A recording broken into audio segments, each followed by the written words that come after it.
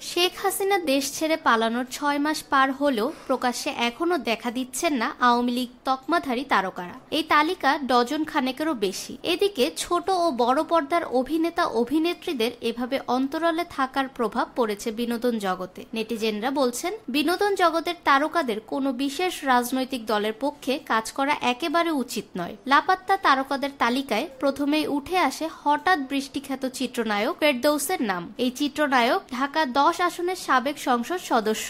আওয়ামী লীগ শাসনামলে তিনি সরব ছিলেন উপস্থাপনা, অভিনয় সহ সরকারি অনুদানের অধিকাংশ চলচ্চিত্রে। 5ই আগস্ট ফ্যাসিস্ট সরকার পতনের পর আত্মগোপনে চলে যান ফেরদৌস। বাংলা চলচ্চিত্রের অন্যতম সেরা নায়কদের একজন রিয়াজ আহমেদ। জনপ্রিয় এই নায়ক বহু বছর ধরে ক্ষমতাচ্যুত দল আওয়ামী লীগের রাজনীতির সঙ্গে জড়িত।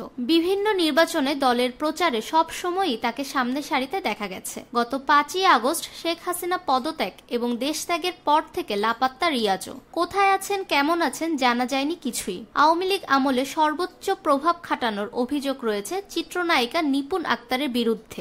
এফডিসি, শিল্পী সমিতি সহ চলচ্চিত্র ইন্ডাস্ট্রিকে মুঠোবন্দি করতে চেয়েছিলেন তিনি। শেখ সেলিমের ছত্রছায়ায় নিপুণ নায়িকা থেকে শুরু করে ব্যবসায়িক ক্ষেত্রেও নিজের আধিপত্য বিস্তার করেন, তাচ্ছিল্য করেন গণমাধ্যমকেও। প্রায় 5 মাস আত্মগোপনে থেকে গত 10ই জানুয়ারি লন্ডনে পালানোর সময় সিলেট ইমিগ্রেশন পুলিশের কাছে ধরা পড়েন নিপুণ। ছাত্রদের ওপর গরম পানি ঢেলে দিতে চাওয়া অভিনেত্রী ও নির্মাতা অরুণা বিশ্বাস 5ই আগস্টের পরে তড়িঘড়ি করে কানাডা চলে গেছেন। আরেক আলোচিত ও সমালোচিত নায়ক ও চলচ্চিত্র শিল্পী সমিতির সাবেক সাধারণ সম্পাদক জায়েদ খান 5ই আগস্টের আগেই শো করতে যুক্তরাষ্ট্রের উদ্দেশ্যে দেশ ছাড়েন। তবে শেখ হাসিনা সরকারের পতনের পর তিনিও তোপের মুখে পড়েন। 5ই আগস্টের পর তার নামে একটি হত্যা মামলাও হয়েছে।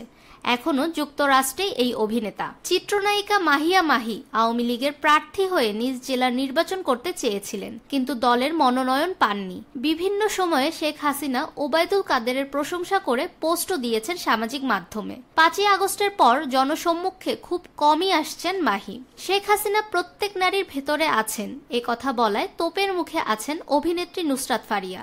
মুজিব বায়োপিতে শেখ মুজিবের চরিত্রে অভিনয় করে ঘরবন্দি হয়ে আছেন অভিনেতা আরিফিন শুভ।